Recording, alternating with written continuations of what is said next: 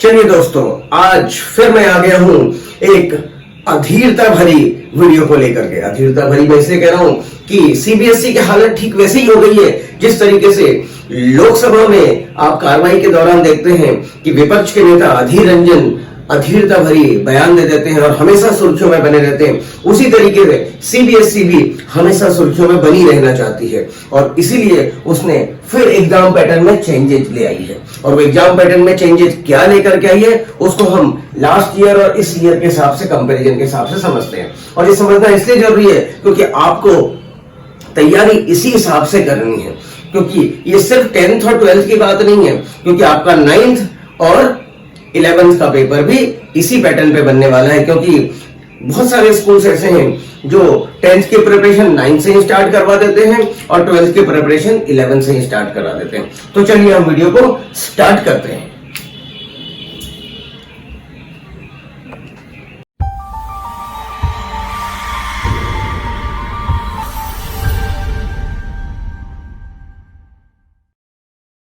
आपका दोस्त, आपका फ्रेंड और आपका टीचर, आपका मोटिवेटर अरविंद सिंह ये वीडियो स्टार्ट करता है। देखिए, अधीरता तो ऐसी है सीबीएसई की कि कुछ न कुछ तो वो ऐसा कर ही देते हैं जिससे कि वो मतलब सुर्खियों में बने रहे। तो देखिए, इस वीडियो के अंदर हम ये लाए हैं कि सीबीएसई ने क्या नया चेंज कर दिया, क्या नया अपडेट लेकर के आ गई है। एग्जाम पैटर्न को सीबीएसई ने फिर से बदल दिया है।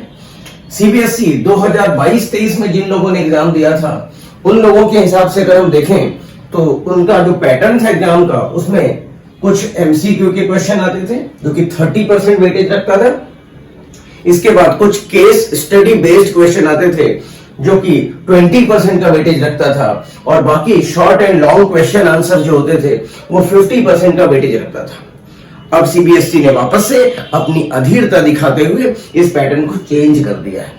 और ऐसा नहीं कि बहुत बड़ा चेंज लाया, बस सुर्खियों में बने रहना उनकी आदत है, आपको पता है। तो सुर्खियों में बने रहने आदत के लिए उन्होंने क्या किया, इस एमसीक्यू पैटर्न को जो कि पहले 30% था उसको उन्होंने चेंज करके 40% कर दिया।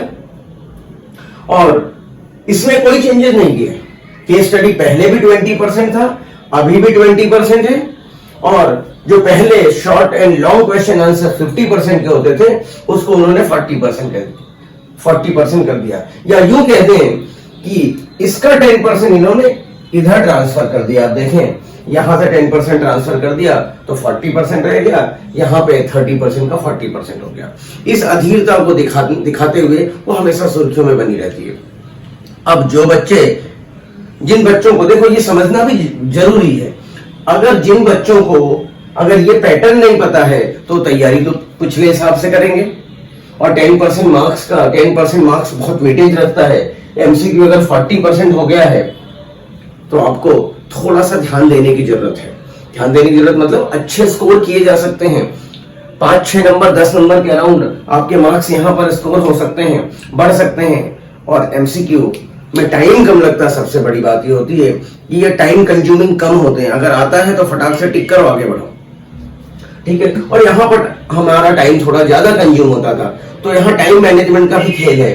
तो आपको इस अपडेट को जानना बहुत ज्यादा जरूरी है, ठीक है। और इस अपडेट के हिसाब से ही आपको अपनी एग्जाम की तैयारी करना चाहिए, ठीक है। और ये सिर्फ क्लास 10th और 12th स्टूडेंट के साथ ही नहीं हुआ है।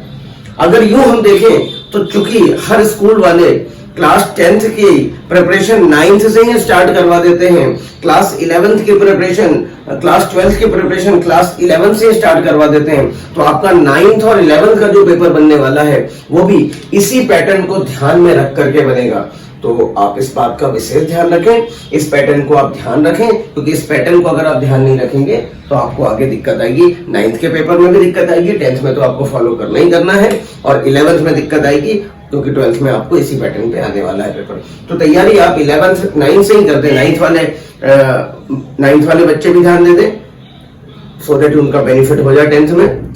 9th में तो होगा ही होगा, 10th में भी होगा। और 11th वाले भी ध्यान दें, 11th में भी बेनिफिट हो जाएगा, 12th में तो अपने आप हो जाना है। चलिए, तो इस वीडियो को यहीं पर समाप्त करते हैं। अगर आपको वीडियो अच्छी लगती है तो मेरे चैनल को लाइक, शेयर और सब्सक्राइब करना ना भूलें। Thank you, thanks a lot.